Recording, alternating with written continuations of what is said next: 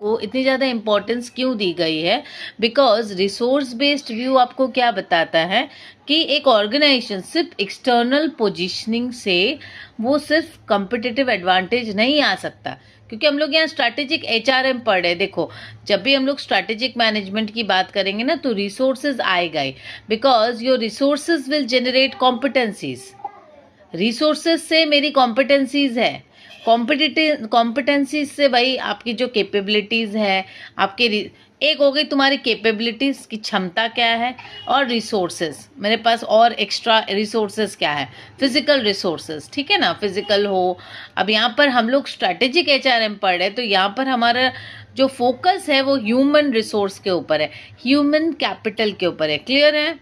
तो यहाँ क्या बता रहे हैं, एक ऑर्गेनाइजेशन में सिर्फ अगर हम एक्सटर्नल पोजीशनिंग पे ध्यान देते हैं तो काम नहीं चलेगा।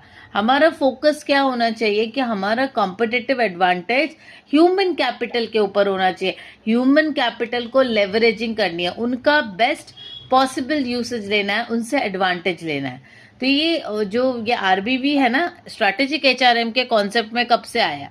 1984 से, and then it was later refined in 1991 by J. Barney.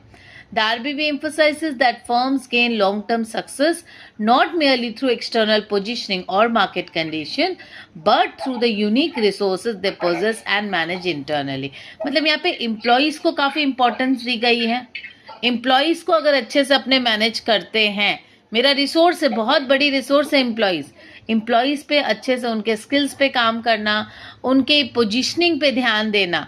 तो in the context of HRM this means that employees, their skills, knowledge and organizational culture are not just operational necessities but strategic assets that can differentiate a firm from its competitors.